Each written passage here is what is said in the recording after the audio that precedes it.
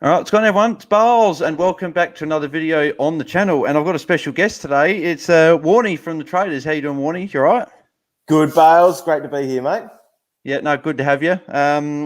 If anyone is new to the channel here, make sure you subscribe to the channel if you haven't already. And all my social media links are in the description below, so make sure you're going to do that. Like the video as well if you enjoying the video. And also follow the DT Talk YouTube channel as well. That's the links in the description below as well. And yeah, so we'll get stuck into it. So what do you think of the game last night, Warnie? Anything stick out to you at all? I guess Christian Petrarca, I'd like to have him in my side at the moment. He would have been a great VC to be going with. I only sort of got to really catch the second half of the game, mostly because we do a bit of our work on Thursday nights. We've got our podcast where we get our video and stuff together after that as well. So watching it, though, what I got out of that second half, I suppose, is Port Adelaide. Geez, it's a little bit scary if you're a Port Adelaide supporter with, I guess, their record against the against those top 8 clubs. So, yeah, you'd have to be a little bit worried about that. But I think the big things are, fantasy-wise, is that, well, the Port Adelaide boys can score pretty well. I think you stress a little bit about guys like Houston, though, with what he did. And I think, well, the halftime score of Harms wasn't good either for the D's. So, but he had, I think it must have been a 38-point third quarter or something like that got him back up to some sort of respectability, which is what we need from him, because I think a lot of people are probably quite happy to roll with him as their D6 for the rest of the season. But because he can score like that, maybe you want to try to move him on. But it's been a tricky year this year with how many rookies we've almost had to play on our fields for as long. And I'm probably at the bad end of that. Still got 3 on my field, but I've still got a couple, But I think that's the thing. Like, he's a low priority to move on, but it'd be nice if you could.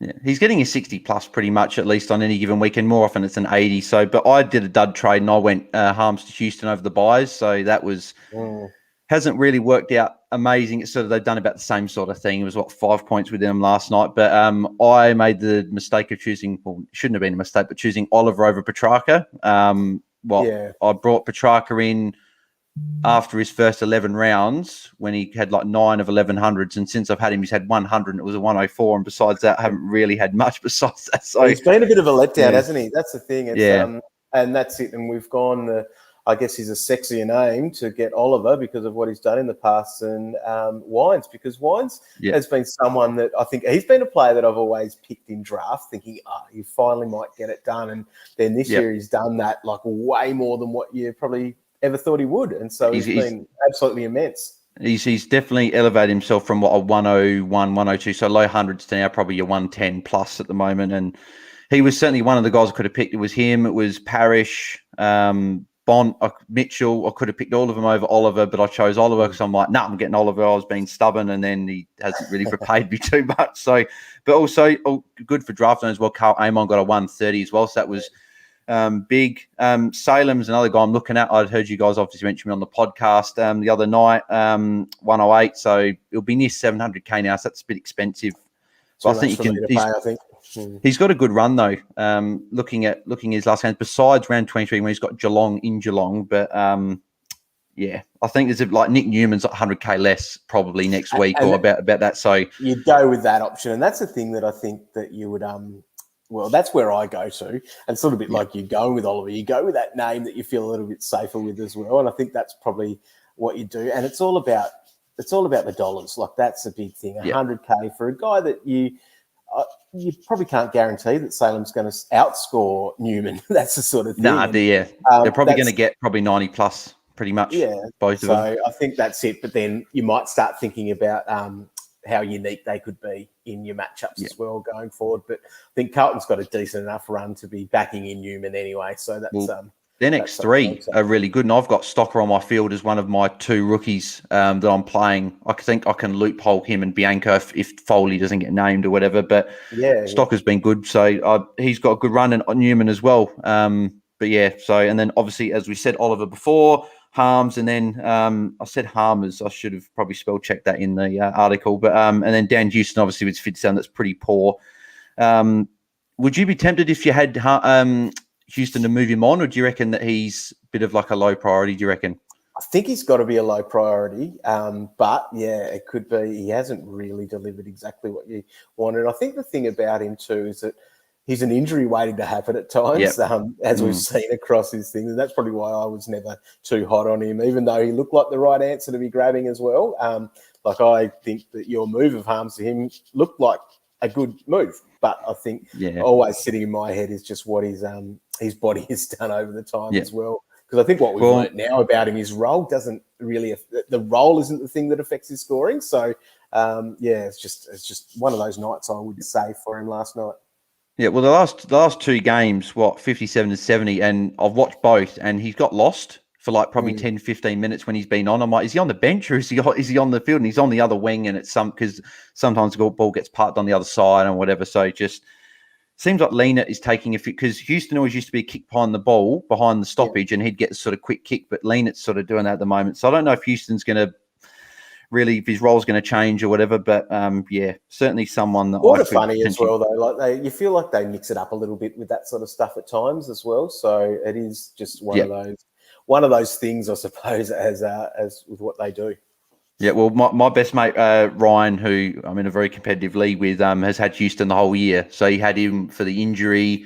He held him. He had the other injury, held him again, and he's held him, and he hasn't really repaid him. So, yes, that sucks. So first game of the round, first game of the rest of the round tonight, which, funny enough, is the two clubs that we go for. The Bombers taking on the Crowies there. And just quickly, don't want to sort of rub salt in the wound to Port fans, but Crows have beaten more top 8 sides than Port have. But anyway, we'll move quickly on from that, so don't get too much hate from that. But so Marty Gleeson comes back in. Dyson Heppel injured and Braden Ham omitted at the outs for the Bombers. With Gleeson, Warnie, I've got to say as well, obviously, you would have been a big fan of this man, Brent Stanton, back in the day. I always saw that Gleeson was the one guy that never passed a Stanton. Like, he looked at him, he's like, I'm not going to go to you, I'm going to go to Watson or someone instead. So I've always had a bee in my bonnet with Gleeson. So, and then the Crows, Himmelberg and Murphy come in. Taylor Walker with that neck injury is out. Jackson Haitley Medi sub, which I don't understand why he's not getting more of a game. Luke Brown injured, so I think that'll be good for Tim Woody tonight. I reckon Tim Woody's going to probably kick 4+. I reckon tonight. I think he's going to have a big game.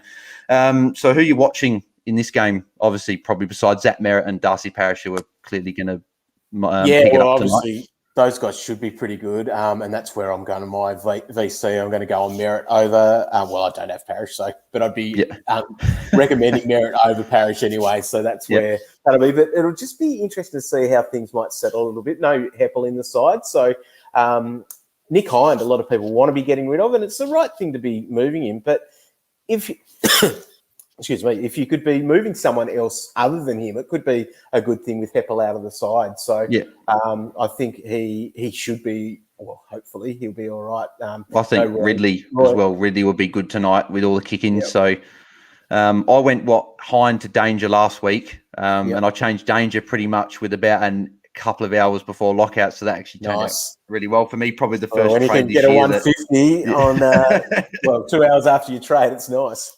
Well, my mate's got a rule that any player that he brings in that's of note, like if he brought in Dangerfield or Josh Kelly or Whitfield or whatever, he'd put them vice captain or straight captain because he just likes to sort of cheer his new player on.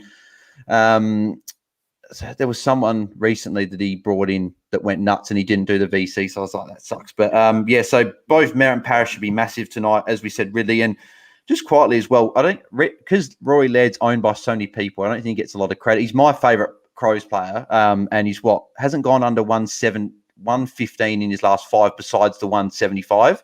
So he's been ridiculous, and probably, do you think he's probably the number one defender over Whitfield and Mills, or do you reckon that one of those other guys are above him? I think he is. I think he is. It's just you feel safe with him. Cow was talking about basically he's not hitting a huge ceiling or anything like that, but he's been pretty good. So it's just consistent, yeah, and that's it, and that's what you really want from your player, especially if you're starting with a guy like that. You just know what you're going to get. I think everyone pretty much started with him, so it wasn't too much of a drama with that. But he hasn't got out of reach to be able to buy either because you're paying for what you get for him.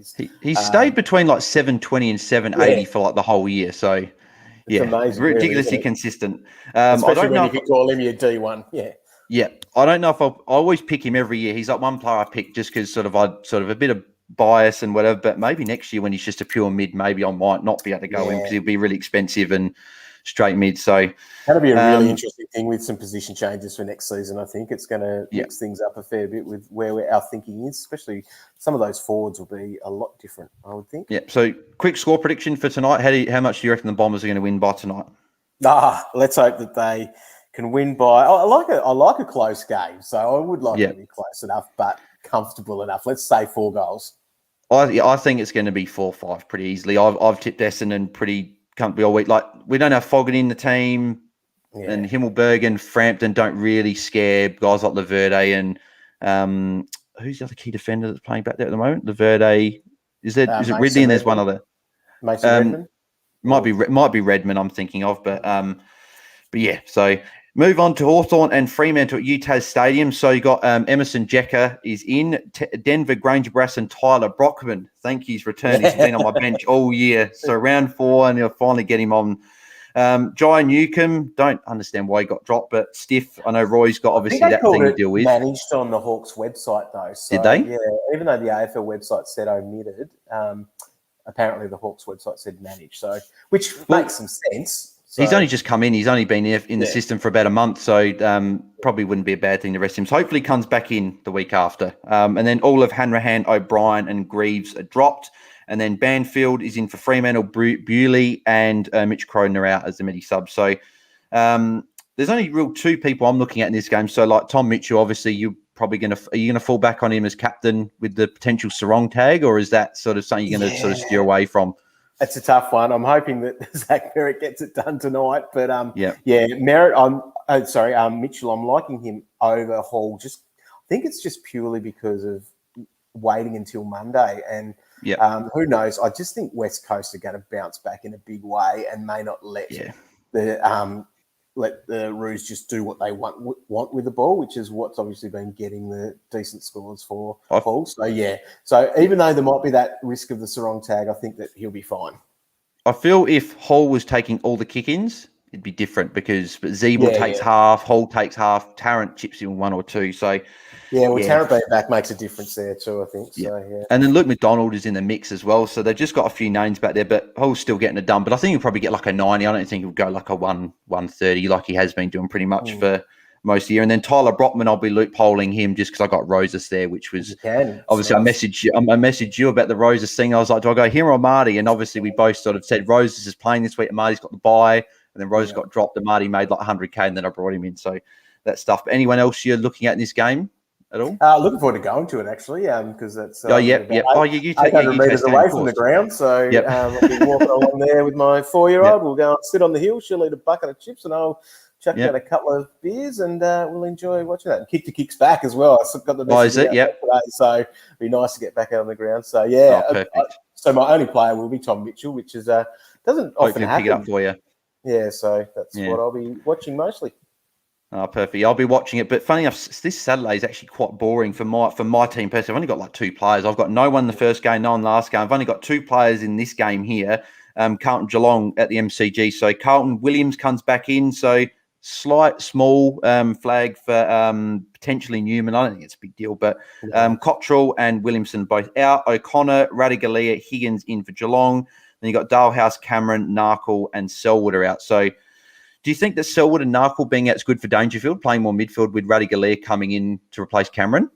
Yeah, possibly. I think that's got to be a positive thing for him because we all thought Cameron being out might mean that Danger goes forward, but I don't think that changes too much at all. So I think any stress that you might have had on Danger gets erased now. He still might play like stints forward like he usually does, but I think that he'll play majority midfield, especially with Selwood being out. They've only got really Guthrie. O'Connor will probably go to Walsh, and then you've got maybe guys like Parfitt and guys mixing there. So I think Dangerfield will be fine. Kennedy, what do you think about Matt Kennedy? I like it. I really like it as an option because I think he's probably almost got the safest role out of those cheaper guys, despite the fact that he was in the Magoos for quite a while as well. So, but I think that I like him. But I just think what's he got, 540? Yeah, so you actually save a bit of coin getting him over a Stringer or DeGoey. I like it, but he's the 95 type dude as his that's about what he is. Whereas you could get some excitement from your Jake Stringer or your De Goey. Yeah, or De Goat as who was that? Was that Roy that was the one that came up with De Goat? Was he the one that initiated it? Yeah, got very excited about him. Yeah. Then he so as we said, actually, Jordan De Goey knows it's being called De Goat at the moment. He's being he does. At training, we've been told. Oh, beautiful. Yeah, there you go. Well, you guys have initiated a lot of nicknames. So obviously, like Rockcliffe getting called the pig in press conferences by like journalists and stuff like that and on the radio. So it's pretty funny. All fun. Yeah. And then Sam Walsh, if anyone owns him, don't put in captain, obviously. And I think that he might get the tag. Cripps has lost that. I think he's lost that like that almost, not aura because he's still a great player, but he's almost lost that sort of, you're not going to tag him because Walsh is just more damaging. I think Walsh is just sort of overtaking him with how damaging he can be, I think. Yeah. Yeah. So I agree. Brisbane, St Kilda, Metricons, that got obviously confirmed, I think yesterday or the day before. So Madden and Neil come back in, so it's good for you, Warnie, to bring him back on your field. Matheson, Jackson, Pryor and Berry out injured. Berry can't catch a break. Zach Jones comes in and Battle and Higgins are both out. So how do you expect Neil to bounce back in this game, do you think? Well, not bounce back, but come back from injury. Yeah, I'm worried as an owner. I just really hope that his calf is all right. That's one thing. But as well, he'll probably be eased a little bit into it. I think the time on ground might be a bit more limited because of it, because they do have a pretty good engine room and guys that can run through there that show that they can do that. So, hopefully you'll be right.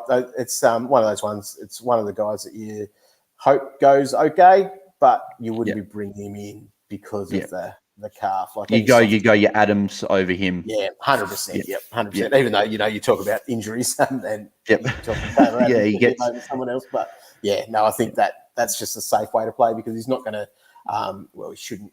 Well, I don't think he's going to go huge, but whatever he does, I don't think his price is going to change too much for you not to be able to get him next week if he does something you like this week. Yeah. And the other guy, Jack Steele, he's been insane. So a funny story. I at the start of the year, so I had Merritt and Rockcliffe as my two big midfielders starting. So then it got to what I think was a Saturday night in round one, and Rockcliffe was out. He wasn't in tape. He was a medical sub. They'd said he was going to be the medical sub. So I was like, I have three options. I had Tom Mitchell coming off shoulder surgery. Jack Steele, who's consistent, but I've sort of never really wanted to go, Jack Steele's like a sexy now, I want to bring him in. And Andrew Gaff. So you pretty much know who I got. You know who I went there. I went the head tilt, and he's been driving me absolutely insane all year. I'm happy for Cal. When I hear Calvin say like how much he enjoys not having him, I sort of imagine and revel in that joy that he gets, because I'm just like, imagine if I didn't own Gaff and I had Steele instead, I'd be getting like 100 points more a week. So, but yeah, Jack Steele's amazing. Would you be putting, if you had a guy like Steele and Mitchell to put captain, would you go Steele or would you go Tom Mitchell as your sort of fullback captain, do you reckon? Probably Jack Steele, just because of I don't think he cops any attention like what you could get for Mitchell with Sarong. So I think that's where it is, and he's shown that he's got a ceiling. He's shown that he can tick his score over, which is another thing, which is obviously nice for your captain. Like your worst case scenario is 100. Like that's the thing. Whereas Tom Mitchell's gone below 100 a couple of times, especially in important times as well. So yeah, that's right. So what I'll do, I'll quickly skip to the Monday game. So I think we've got a few minutes to go until the actual full squad's name. So I'll sort of go through them. But so on Monday night, we've got West Coast North Melbourne Optus. Of course, I'm working when the game's on. So I've tried and talk to a manager at work and let them put headphones in and listen to it while I'm working. But yeah, so West Coast, so whole heap of people come in. So Jackson Nelson, Liam Ryan, Xavier O'Neill, Brandon Archie, Josh Rotham, and head tilt Andrew Gaff back in. Witherden, Redden, and Jermaine Jones are all out injured. Lazaro makes his return, so if anyone's rolling with him on bench like I've got Brockman, he comes back for you, so he maybe makes some more money for you. Jared Polek, Tom Campbell, and Patrick Walker might make his debut, so just keep an eye on that. And then Eddie Ford is out as the medical sub. So with the two midfielders I've been looking at closely, so Tim Kelly and Elliot Yeo. Tim Kelly obviously has gone down like 100K in with 2 weeks. He got injured against your Bombers and then had the 36 or whatever he got against the Bulldogs. And then obviously Yeo's sort of slowly but surely worked his way back. Do you have a preferred option out of the two? Or would you go, De Goey and Stringer and Matt Kennedy over those guys? Or how would you sort of rank them?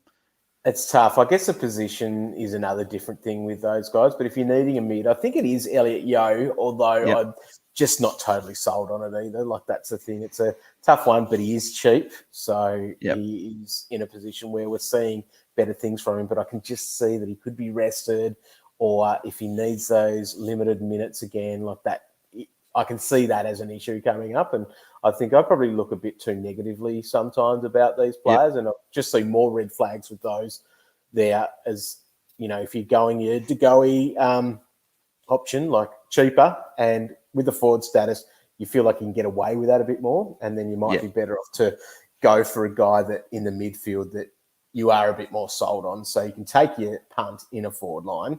Is probably my thinking around that.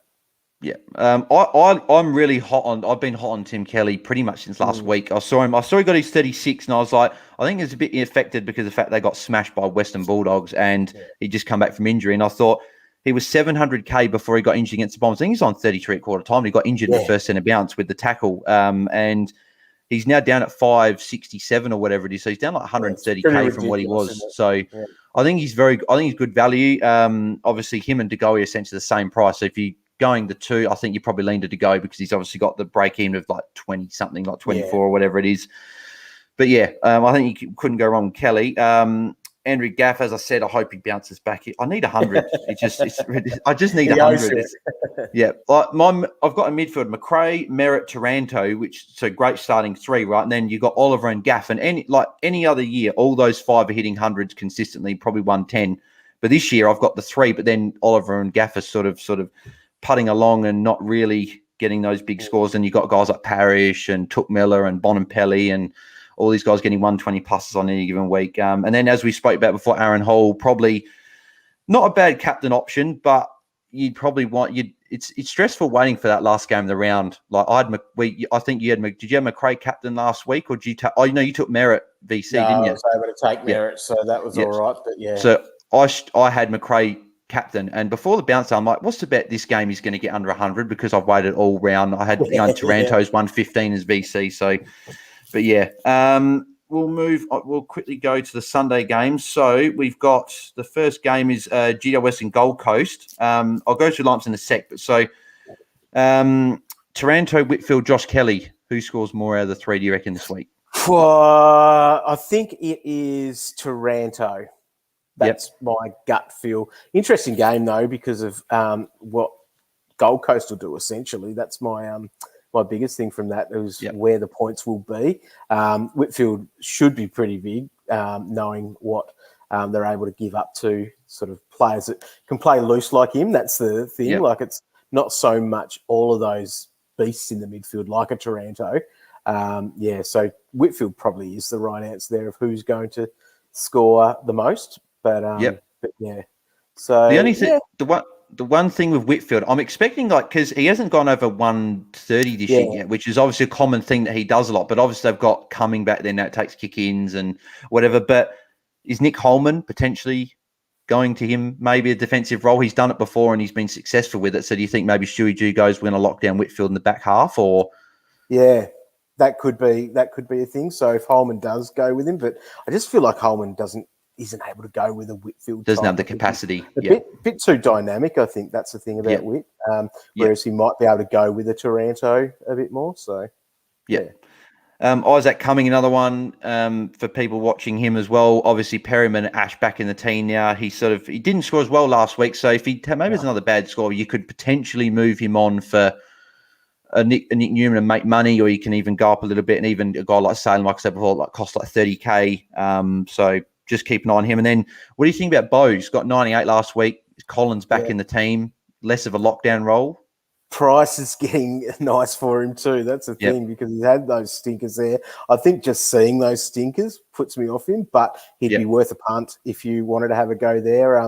But I think because you've got the Newman types that are gettable, you might go there instead. But I don't mind it at all because we know what his scoring capacity is. That's the thing. Him and Ridley were the two best defenders at the start of the season, and then both of them sort of fallen off a little bit. So then Sydney Bulldogs. This should be a great game, this one. I'm going to tip Bulldogs, but I've got a sneaky feeling that Sydney could get it done with no Norton in the team. And Sydney are quite Swans have tough. been surprising, haven't they? What they did last Yeah. week was amazing. So. Yeah, I didn't watch that game. I'm glad I didn't because I tipped West Coast, and I would have been. I'm near the top of my comp, so I wouldn't have been very happy watching that. But I expect McRae to bounce back over 100 this week. I think he should get back to that. I don't think it'll be a big score because Sydney can be quite restrictive at times for a lot of players. Another guy I've been looking at, I think you guys sort of weren't as hot on the podcast, was a guy like Jake Lloyd. He's got a really nice run to end the year. I think he's only got sort of one difficult-ish matchup, I think, in Melbourne. But besides that, they've got a pretty decent run home. Do you think he's an option potentially to bring in, or you just wouldn't? We just haven't seen enough. That's the thing this year. While he's still averaging 95 or whatever it is, it's he's still an option, being the fact that he's close to a top 6 defender. But yeah, I just don't. I feel like he's dropped off so much because of Dawson, because of what the Swans are doing. He's sort of he's quite happy just to roll in with what he's doing these days, rather than pig it out like he used to. And he's not looking for 115 average. Yeah, he's not looking for his chips. He's not seagulling as much as what he was last year, which is what you sort of everyone loved watching him. He was like the Aaron Hall of last year, like just sort of racked them up continuously there. Whereas now he's sort of not doing that as much. And then Richmond Collingwood, what are you watching for in this game? Well, I guess to see how Richmond bounce back is one thing, but then obviously Collingwood, just to see what they keep doing. You know, like these kids were the teams are actually just dropping now, I think. So have they? Yeah, let's have a look here and see what we've got. But obviously we want to see what the DeGoat does. So what we've got in there, do you want me to run through those? Yes, teams no, there? you could. Yep, go far away. So Collingwood, Will Kelly's in. So he's nice and cheap there as a forward option. Ollie Henry's in, and also Callum Brown for Collingwood. So Poulter omitted, Finlay McRae out, Josh Dacos injured, and Mason Cox got omitted. So we're not seeing the debut there from Ginnivan. Yep. So we're not seeing him. So for Richmond, they've got Rioli, Mansell, Garthwaite stacked back into the squad, into the team, because Hooley, Cohen Jones, Flostone, and also Edwards are injured, and Jack Ross has been omitted there. So that's so no Matt Parker for anyone that was looking for him. He might be the sub though, because he'd be on the emergency list. So and he'd be a good sub, I reckon. But then again, a lot of those guys there, they've got Jack Ross, who could be as well, and Will Martin, who we haven't seen. Did he only play one game or maybe 2 games? He played against Port, and I didn't rate him. He got caught holding the ball 4 or 5 times in that game, and I was like, probably not quite ready yet. But the only other players I'm sort of looking in this game really is just if Dusty Martin can bounce back, because he's an amazing player, probably one of the best we've ever seen, if not the best. A lot of people say that, but he doesn't get a lot of marks and tackles, which is obviously what you need to score those big 110, 120 plus scores. So Short should be good with Hooley out. Grundy, obviously Ruckpig should be great. Probably run Nankervis, Ragged being his first game back, and Taylor Adams is an underpriced option. So Nank isn't in then. Is that right? Oh, really? Yeah. Nank isn't Ruckpig. Are you going to put Ruckpig captain now? Well, then he could be the captain option. Yeah, definitely. I think against Chol, he's going to be big. I think I've done that because I was looking at Taranto, and now it'll be. I think Grundy's a good shout.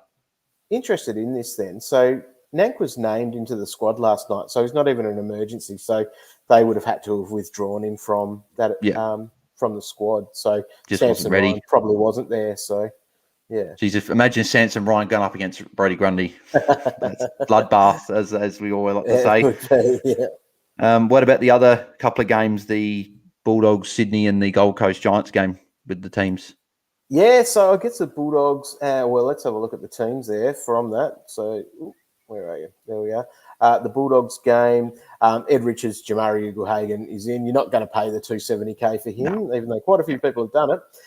Norton out injured, and McLean and Lipinski have been omitted. I'll tell you what, Paddy Lipinski, look out for him next year wherever he gets traded to, because he'll be on our fantasy radar, definitely. And the Swans are unchanged.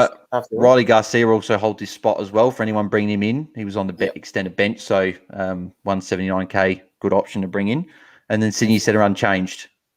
Yeah, so after their win, that's where they are in the last game, which is the first game on Sunday, a 12:40 game for that one. Jesse Hogan, Sam Taylor come in, so that's Jack Buckley out with his ACL, and then Flynn has been omitted, and Finlayson. So anyone's still rolling with Flynn, which I doubt there'd be too many people with him. There are two. You'd want to be fixing that up. So this is I offloaded him during the buys. He was on my bench.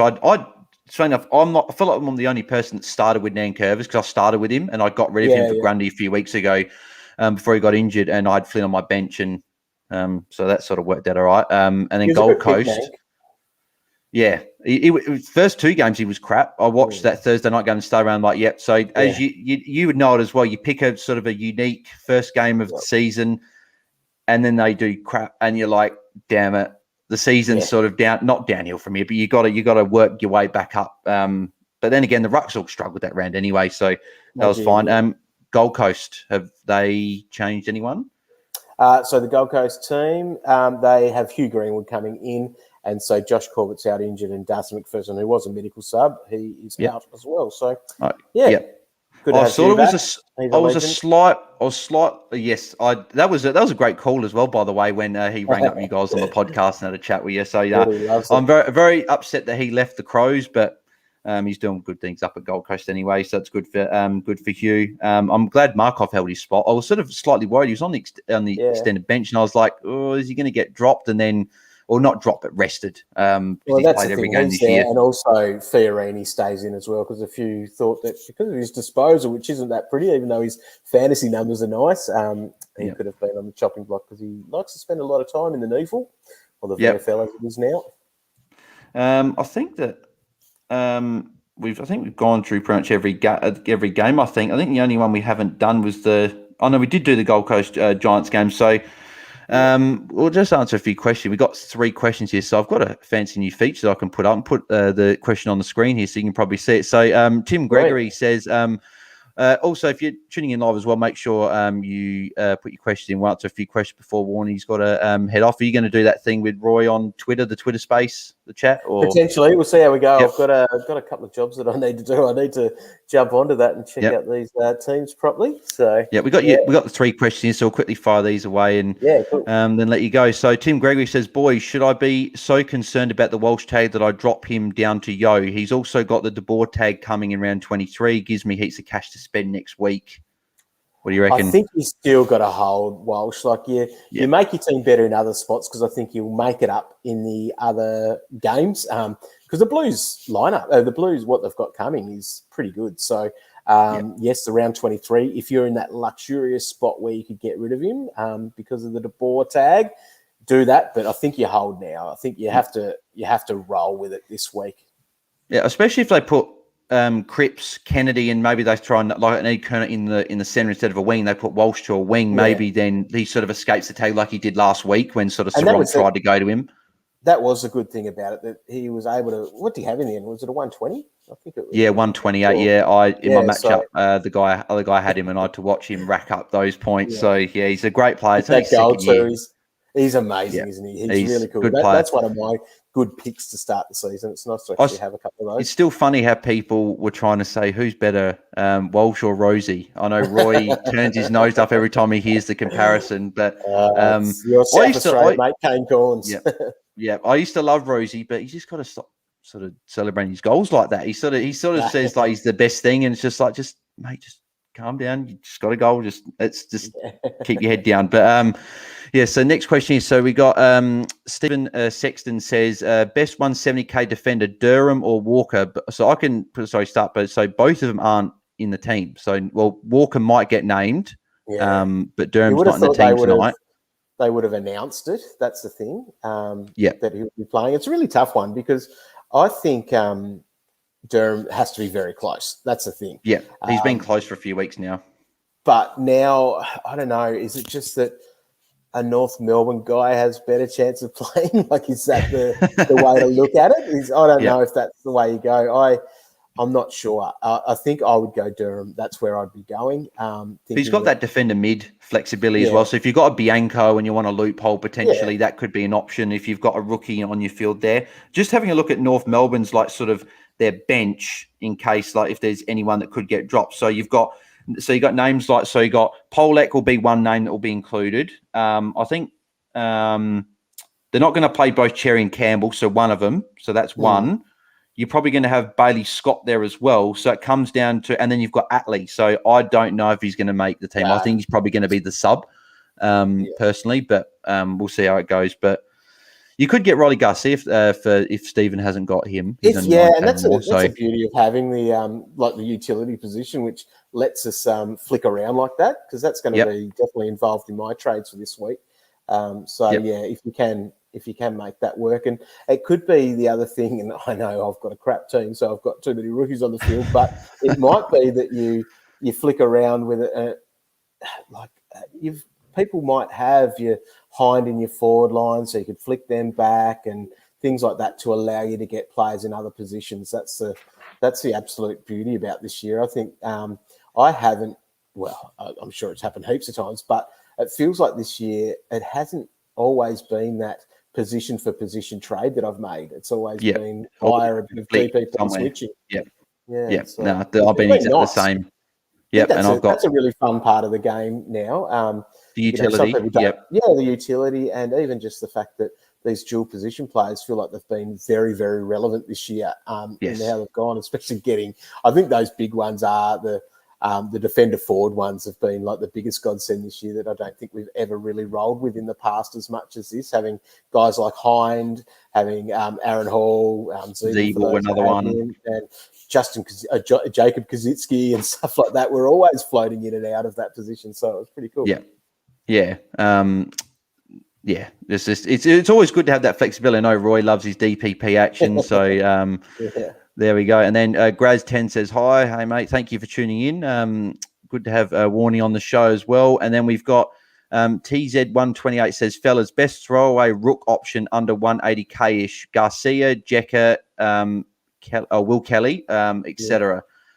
I'd probably lean, out of those few, I'd probably lean towards Garcia. I don't know if that's what you'd probably go to as well. I think I would, just for the potential scoring is basically what it is and what money he could make. He's stayed in the side a couple of weeks now. He basically did he come straight back in after that? Well, concussion? Yeah, he did. Yeah, because I had a look at him and I'm like, he was 170k. I looked at him. I'm like, he got concussed, obviously, which is very unfortunate in your first game. He missed 2 games and he came straight back in. Then he's held his spots in. So I'm like, he's a good option because I think he's looks like he's doing the right things that Bevo likes. And we know Bevo likes the guys that do the team thing, but he doesn't always plays in the correct position that we like. So he'd be my throwaway, if you want to call it that. I think I'd just go, well, you've got Kelly there, which I think he is what the Pies would want in their best 22. So that's something for their future as well that they'd be working towards. So I do like him, but then again, is he a defender forward? Is he a defender forward, Will Kelly, or just a forward? Straightforward. Yeah. So if you need a forward, go Kelly. If you need a midfield, I'd go Garcia. Jekka, I think, I don't think he's going to stay in the team if he's even in the team. Yeah. So there you go. So what are you doing? What are you looking at trades this week? Yeah, so it's going to be Tom Phillips out for Jordan De Goey. Finally.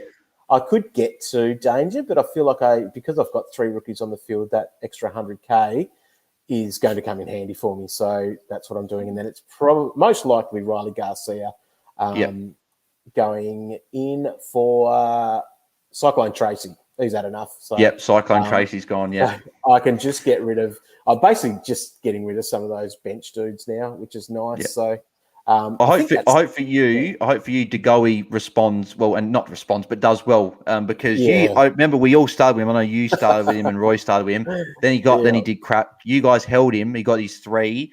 Then he got suspended. Then you traded him out. Then he started doing well, and then you're getting it back in. So I hope for your sake that he starts doing well. But if anyone is concerned about my trades, I'm looking at the moment going Highmore down to Jacob. Would you go Jacob Edwards over Comben just as a throwaway ruck bench, or it doesn't really matter? You just sort of just throw it away. Is Comben ruck forward as well? Ruck forward. Jacob Edwards is ruck forward as well. Yeah, so I think either or. And they're both for North.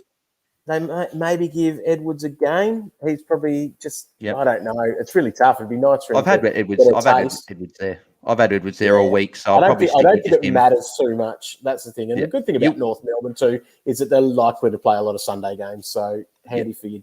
For your You VC wouldn't pick. loopholes. You wouldn't pick Nick Bryan for 25k more. Do you reckon he might get a game for the Bombers or not really? He could get a game, but I don't think so. It's not worth it. You might as well milk all the coin that you can get.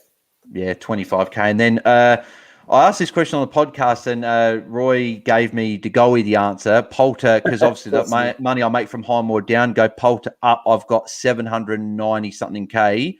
Mm-hmm. I've got Mills at the moment, but I'm still stressing. I'm just like, do I go DeGoey for a lot cheaper, or do I just get Mills in because he's a guaranteed top 3 defender? And DeGoey can. There's a slight chance he could always go back to forward. 100%. He's looking good, but would you lean to Mills? Probably goes against my advice with the Dangerfield, but I think there's just there are some flags of danger, so that's my justification for not going him, even though I can afford him, and going to Goat instead. So I think I'd go Mills. Because Trent's just been so good.